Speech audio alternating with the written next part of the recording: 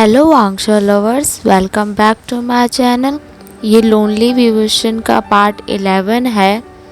जो भी चैनल पर न्यू विजिटर है वो चैनल को सब्सक्राइब कर लीजिए एंड मेरे शेयर किए हुए फैन फिक्शंस के लिंक डिस्क्रिप्शन बॉक्स में है, आप उन्हें भी सुन सकते हैं।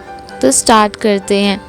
हमने लोनली विवर्शन के लास्ट पार्ट में देखा था कि विहिंग बहुत ज़्यादा गुस्से में था।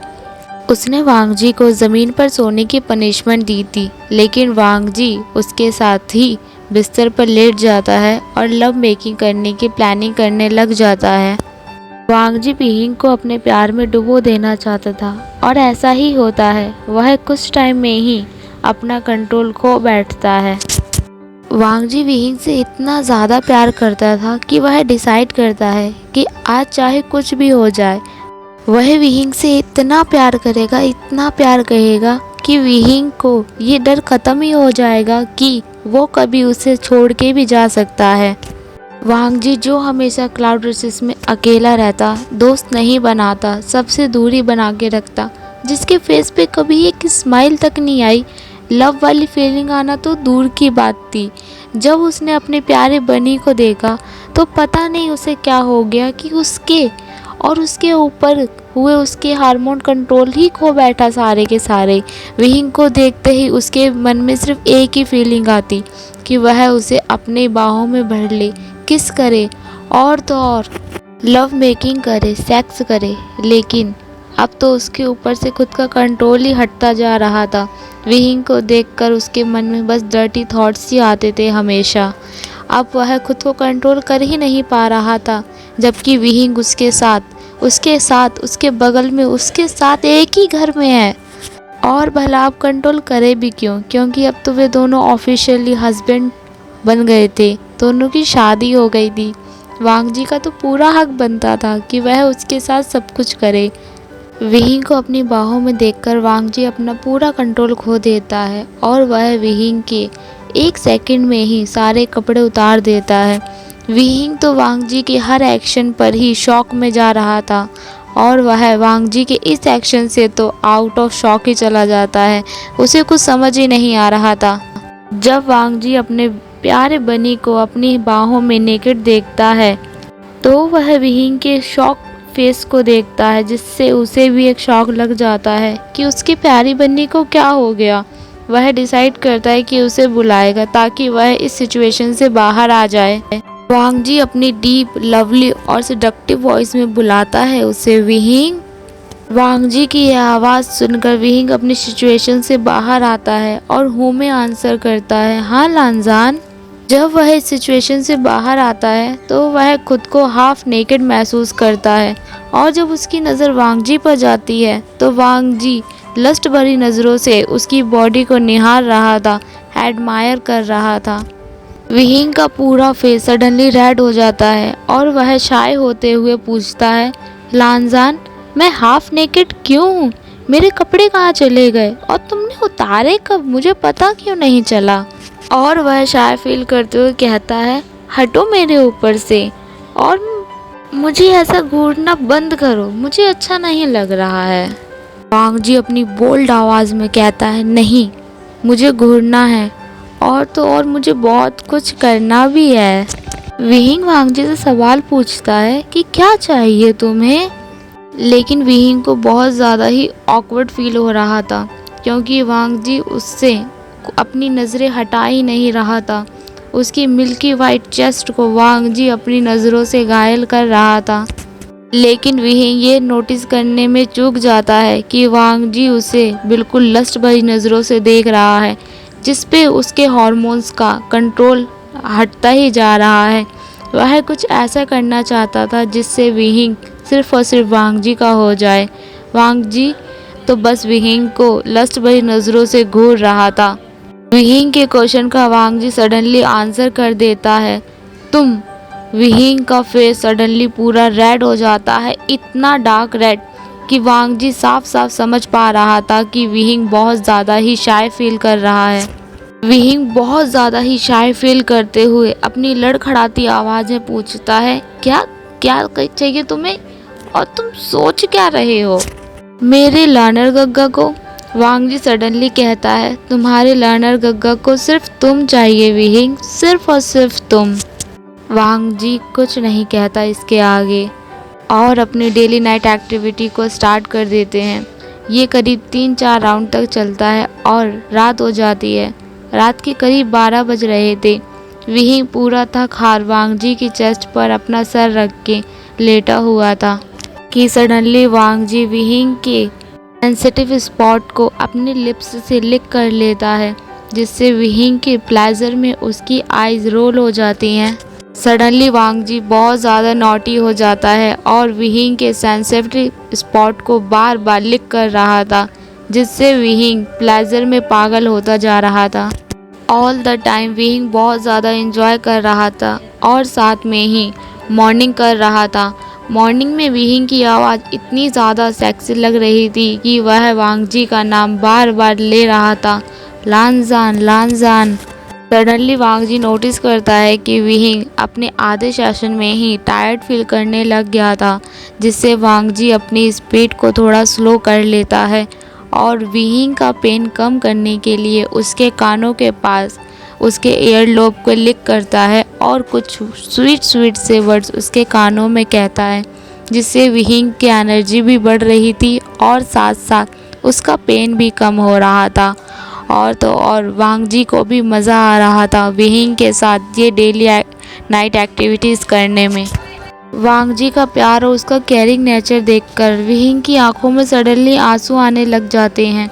विहिंग की आंखों में आंसू देखकर वांग जी पैनिक हो जाता है और वह सैड वॉइस में कहता है, क्या हुआ तुम्हें विहिंग, बताओ क्या हुआ, तुम्हारी आंखों में आंसू क्यों आ रहे हैं। विहिंग कुछ नहीं कहता थोड़ी देर और आंसू उसकी आंखों से बहते ही रहते हैं।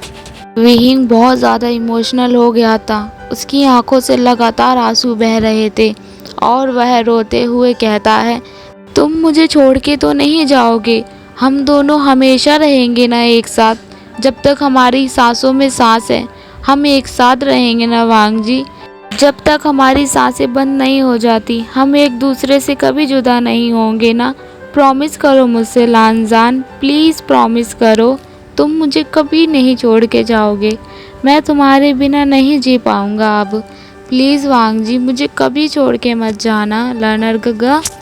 वांग जी विहिंग की आंखों में आंसू और विहिंग के इतने इमोशनल वर्ड्स को सुनकर वह इंटरनली पैनिक हो जाता है। वह विहिंग के इस डर को कम करते हुए कहता है कि मैं तुम्हें कभी छोड़ के नहीं जाऊंगा, जब तक मेरी सांस में सांस है मैं तुम्हारे साथ ही रहूँगा, जब मेरी सांसें अगर बंद हो गई तब शायद हम दोनों हमेशा हमेशा के लिए जुदा हो जाएंगे, लेकिन मेरे जीते हुए मैं तुम्हें खुद से कभी अलग नहीं करूँगा विहिंग, कभी भी नहीं। विहिंग रोते हुए एक स्माइल पास करते हुए कहता है, तुम मुझे कभी नहीं छोड़ोगे ना पक्का, और हमेशा मेरे साथ ही रहोगे ना पक्का। दोनों के बीच हुई इतनी प्यारी और लवली कॉन्वर्सेशन के बाद वांग जी रेडी हो गया था विहिंग के साथ एक और राउंड करने के लिए। वह विहिंग को और ज़्यादा सैड नहीं देख सकता था, इसलिए वह उसे डिस्ट्रैक्ट करने के लिए एक प्लान बनाता है। वांग जी अपनी प्रॉपर्टी को रेडी करता है और सडनली विहिंग के अंदर एंटर कर देता है।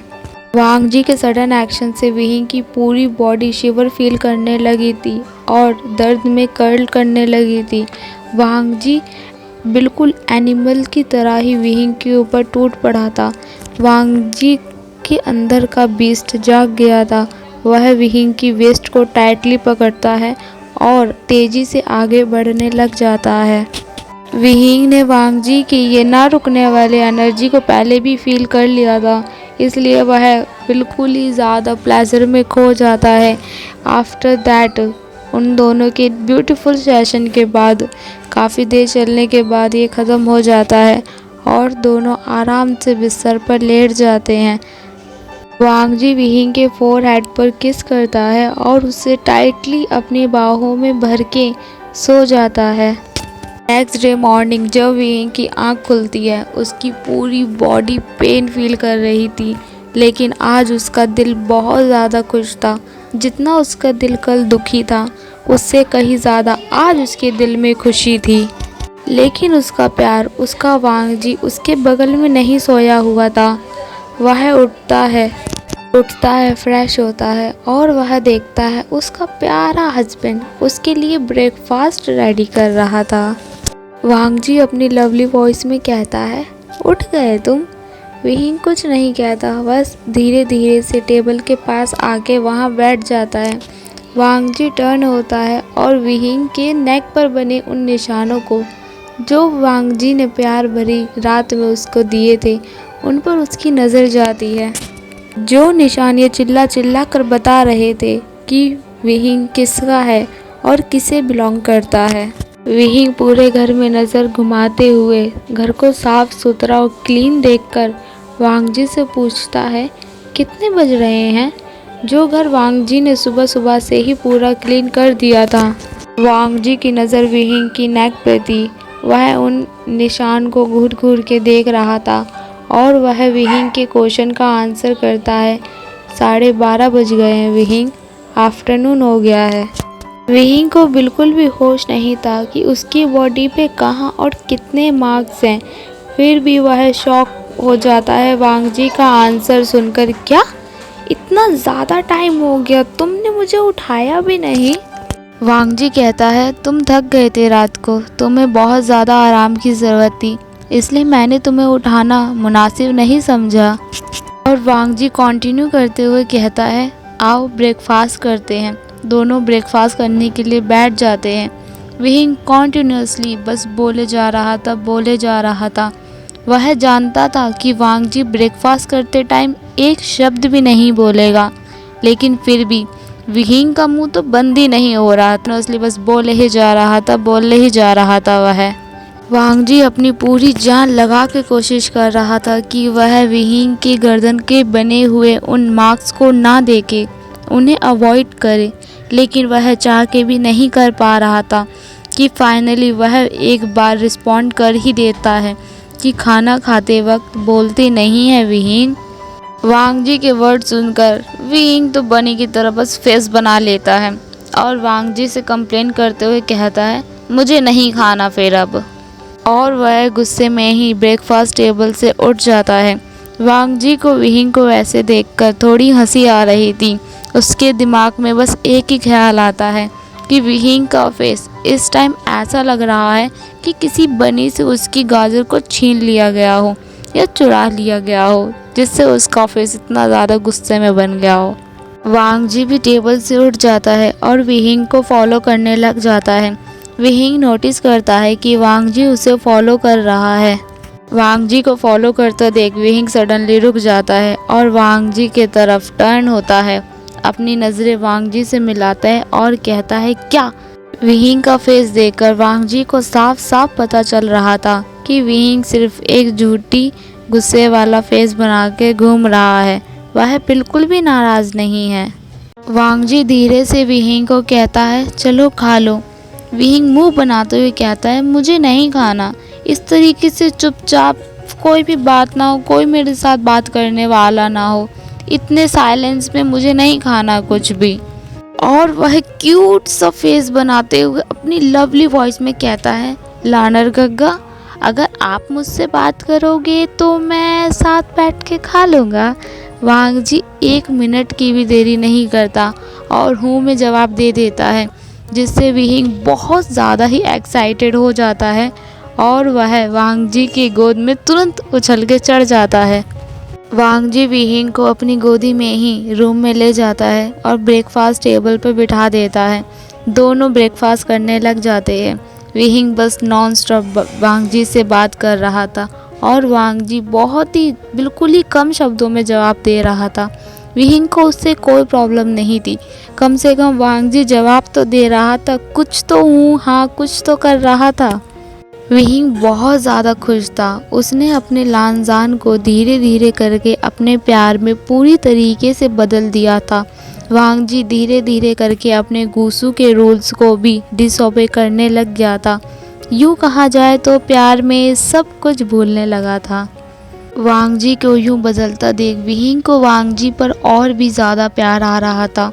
वह डिसाइड करता है कि वह वांग जी से अब डेट पे चलने की बात करेगा। वह दोनों कुछ समय एक साथ बिताते हैं और विहिंग अपनी बात को कंटिन्यू करना स्टार्ट कर देता है। अचंभे की बात तो यह थी कि वांगजी भी सेम ही बात विहिंग से करना चाहता था। दोनों ने एक साथ बोल दिया, डेट पर चलें क्या? विहिंग बहुत ज़्यादा खुश था और वांगजी अपनी बात को कंटिन्यू करते हुए कहता है, बाहर चलें, अकेले में कुछ समय बिताएं, कहीं घूम कर आएँ। विहिंग एक पल की भी देरी नहीं करता और वह वांगजी को हाँ बोल देता है और वह कंफर्म करते हुए कहता है, वांगजी, मैं तुमसे भी यही बात बोलने वाला था और तुमने बोल दिया। हम दोनों का प्यार बहुत ही ज़्यादा आगे बढ़ गया है, इसलिए हमारी सोच भी एक होती जा रही है लानजान।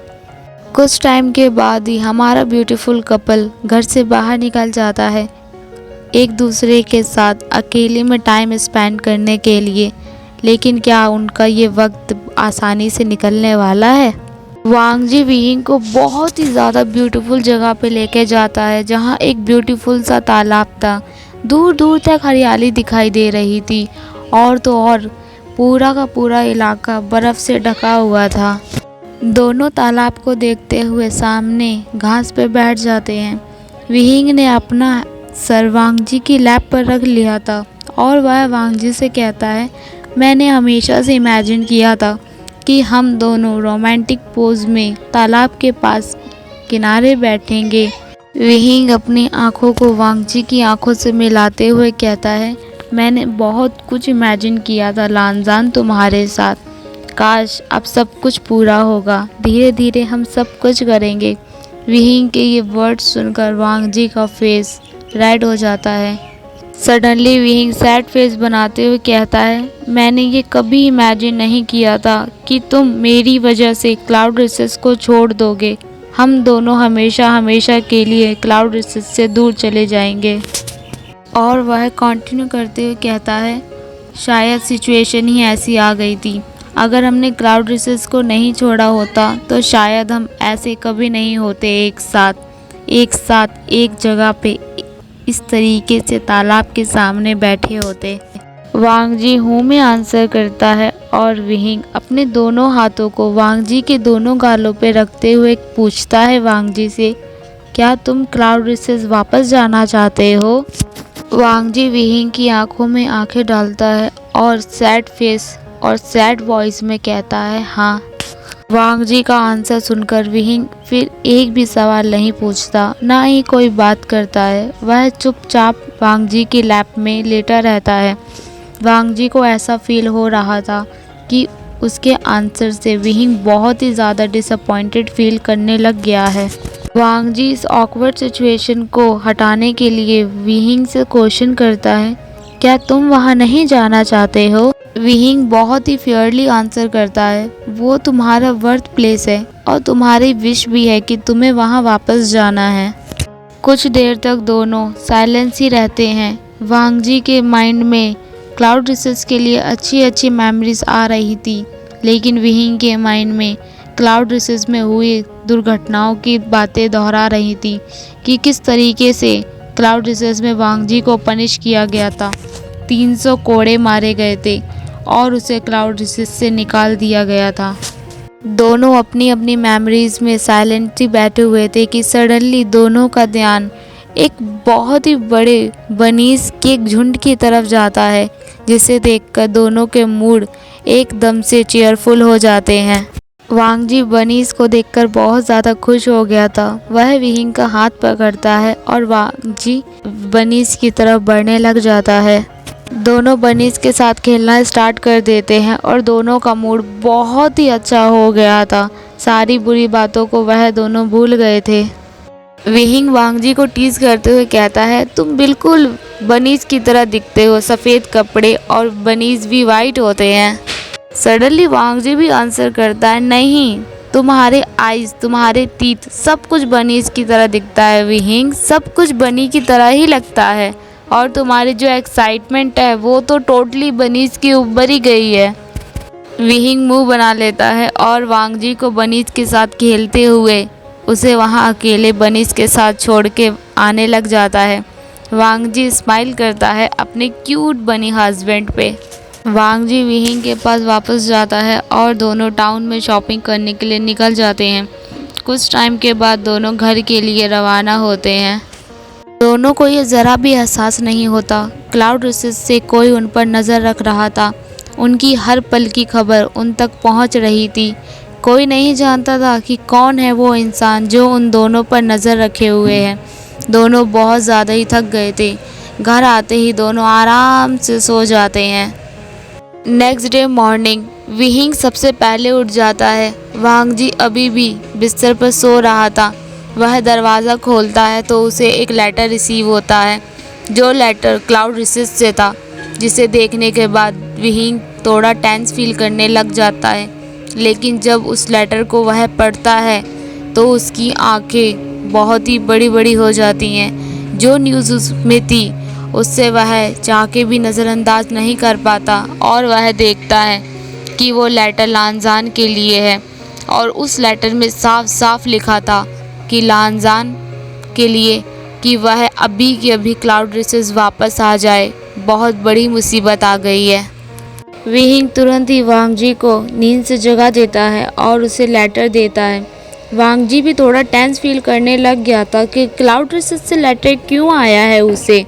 वांग जी तुरंत पढ़ना स्टार्ट कर देता है। उसमें लिखा था कि तुम क्लाउड रिसेस वापस आ जाओ, हम तुम्हें किंग बनाना चाहते हैं क्लाउड रिसेस का, और साथ के साथ अंकल की तबीयत बहुत ज़्यादा ख़राब हो रही है, इसलिए तुम जल्दी से आ जाओ, वह तुम्हें किंग बना देंगे और तुम्हें गद्दी संभालने के लिए दे देंगे। और उसमें लिखा था कि तुम विहिंग की परवाह मत करना, जितनी जल्दी हो सके जल्दी से जल्दी क्लाउड रिसेस वापस आ जाओ। लेटर पढ़ने के बाद वांग जी विहिंग की तरफ देखता है, जो बहुत ही सस्पिशियस नज़रों से वांग जी को देख रहा था। और तो और लान वांग जी के चेहरे पर भी शिकन साफ साफ नज़र आ रही थी कि वह विहिंग को अकेले छोड़कर तो नहीं जाना चाहता। विहिंग पैनिक होते हुए वांग जी से पूछता है, तुम क्या सोच रहे हो? वांग जी कोई जवाब नहीं देता। धीरे से वह कहता है, कुछ नहीं। लेकिन वांग जी के मन में एक उथल पुथल चल रही थी। क्लाउड रिसेस की सारी यादें वांग जी के दिल और दिमाग पर हावी होने लगी थी। विहिंग कमरे से बाहर जाते हुए वांग जी को कहता है, तुम अपना वक्त ले लो, आराम से सोच लो कि तुम्हें यहाँ मेरे साथ रहना है या फिर क्लाउड रिसेस वापस जाना है, क्योंकि वो लोग तो मुझे एक्सेप्ट बिल्कुल नहीं करेंगे। तुम्हें वहाँ अकेले ही जाना होगा। वांग जी एक सैड फेस बनाते हुए विहिंग से क्वेश्चन करता है, क्या सब कुछ फिर से होने वाला है? क्या सब कुछ फिर बर्बाद हो जाएगा?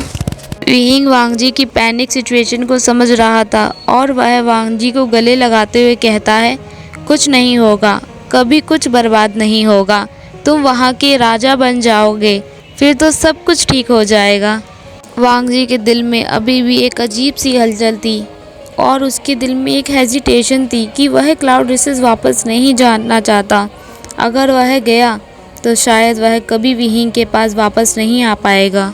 पार्ट कैसा लगा कमेंट करके ज़रूर बताना गाइज़, और इसके प्रीवियस पार्ट्स के सारे लिंक डिस्क्रिप्शन बॉक्स में हैं। जो भी न्यू विजिटर है वह उन्हें देख सकता है। Thank you guys, bye bye.